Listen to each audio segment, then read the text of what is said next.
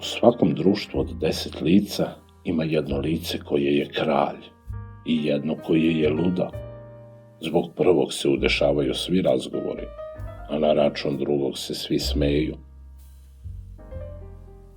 Instinkt vladanja je stvarno urođen svakom čoveku i svako se bori da bi potčinio fizički ili nadmudrio duhovno drugog, kako ne bi bio ostavljen na tuđu milost. Kod najjačih postoji potreba da zavladaju množinom ljudi i veličinom broja stvari. Skoro je zaslepljujuća potreba vladara da istovremeno zagospodare ljudima, stvarima, morima i životinjama. Pojedinci su stavljali na kocku celu veliku otadžbinu i sve svoje saplemenike da bi samo oni stali na čelo drugih. Agripina je saznala od astrologa da će njen sin Neron postati vladar, ali da će nju ubiti, i ona je odgovorila: neka on samo postane kralj, pa makar i mene ubio.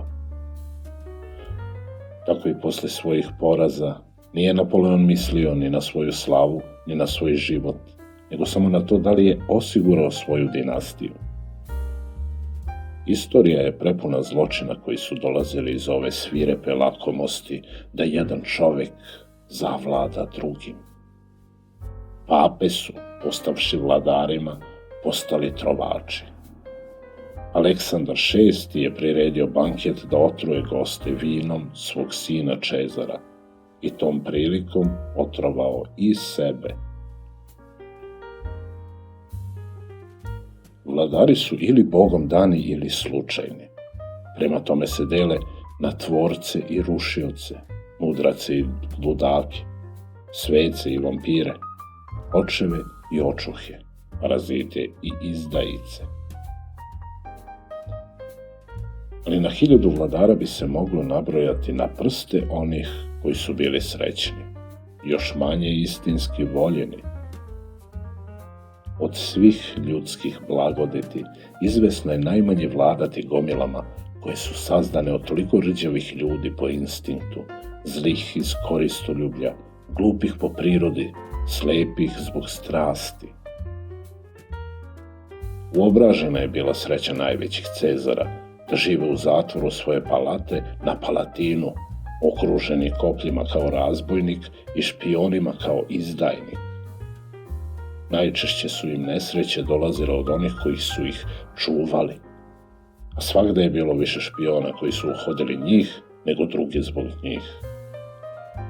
Redovno su imali ono društvo koje im se samo nametnulo, a nikad ono koje su sami izabrali. Kad su bili s drugim ljudima, bili su svakda zgorim od sebe. Ako su se takvih ljudi klonili, oni su živeli zatim među fantomima samoće, koji su bili opasniji savjetnici nego i najgori ljudi. 1000 porodica bile su uvek vezane interesima za njegovu ličnost i napuštale ga čim se javila opasnost za njega kao vladara. Uticaj žena bio je više fatalan nego srećan. Nepotizam je bila jedna od najvećih njihovih beda, u duhovnom više nego u materijalnom pogledu. Samim sticajem prilika, Cezari su okruženi ljudima koji nikad ne govore istinu, ili bar ne celu. Oni vide okolo sebe i pred sobom samo 2 vrste ljudi. Obe vrste skrušene i ničice pognute. Jedne koji uvek nešto mole i druge koji uvek nekog klevetaju. Živeći izvan života ostalih ljudi, oni žive od onog što im se kaže i zato poznaju svet samo kroz druge i preko drugih. Nema načina da poznaju ni prave prijatelje, ni prave neprijatelje. Otud je bilo mnogo njih, čak i najboljih, koji nisu trpeli oko sebe nikog drugog, nego laskavce. Pošteni dvoranin u Versaju, pesnik Boileau, govorio je da se najzad i sa Lujom XIV. Nije imalo šta govoriti, čim bi se prestalo sa laskanjem. Ljudi su svakda bili nepravedni prema kraljevima. Svaki zakon ljudi smatraju za nasilje, a vladara su uvek smatrali kao prvog nasilnika. Čak i evanđelja i Kuran su šireni ognjem i mačem, iako su bili zakoni ljubavi.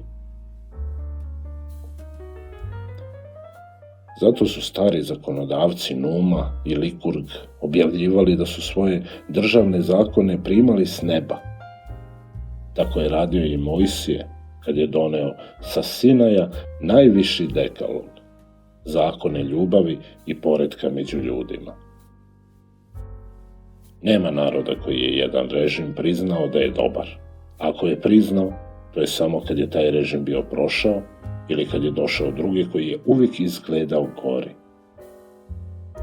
Kad je Solon, prvi zakonodavac atinski, dao otadžbini svoje zakone koji su bili najveća politička i društvena reforma grčkog sveta, on je odmah posle toga napustio svoju zemlju, dok se ljudi naviknu na njihovo poštovanje.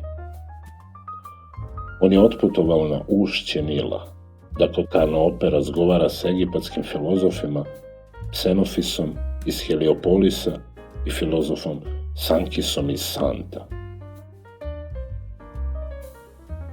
Ljudi su po svojoj prirodi protivnici discipline i reda i neprijatelji svakog rada i napora. I najbolje i najhumanije stvari su ljudima morale biti nametnute lukavstvom i nasiljem. Isti ovaj Solon se jednom docnije napravio poludenim da bi smeo protivno jednom propisu izaći na agoru u zgodnom političkom momentu, zadobiti svoje sugrađane za jedan koristan rat.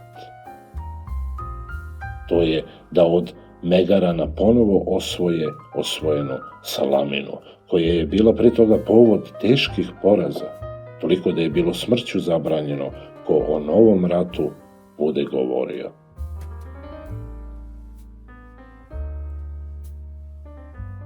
Svakog čoveka od već silnog drugi ljudi smatraju tiraninom. Za obične pameti sila i nasilje idu naporedo. Svi oni kraljevi koji vladaju voljom naroda i kad su bili najbolji za svoju zemlju i građane, ne održavaju se ljubavlju, nego silom. Ovo odvede često u tiraniju, ako takav sukob između pritiska i reakcije, mehaničkog zakona koji je u osnovi svega u prirodi i među ljudima, degeneriše u neprijateljstvo. Zbog ovog razloga i mnogi vlastodržci nisu voleli razumne ljude, jer su im oni izgledali najopasniji. Govoreći o Cezaru, kaže Plutarh da isti Cezar nije mogao trpeti Kasija i Bruta, ali je delio vlast sa pionicom Markom Antonijem, jer ga nije stavljao u zasenak, kao što je Seneka najzad omrznuo Neronu, a Platon omrznuo Denisu. Strah od umnih ljudi je u prirodi čovekovoj, kao i strah od svega i što je odveć moćno i što nas premaša. I Hristos je mrzeo skribe i fariseje, a to je značilo mudrace i intelektualce, a voleo je ribare.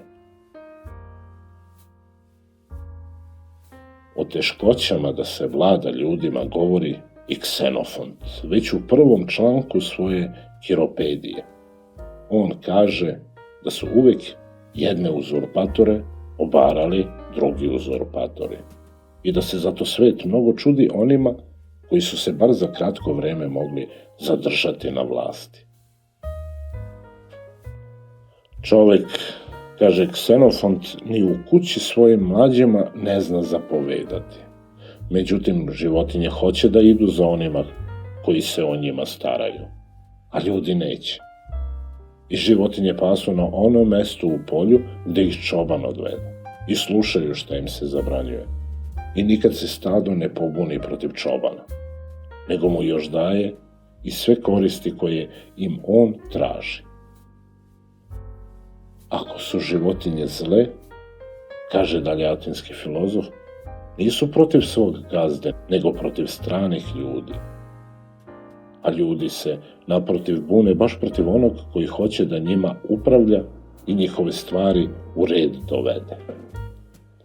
Ksenofont najzad kaže da je zato došao do uverenja da ne postoji nikakva životinja kojom je teže upravljati nego što je to čovek.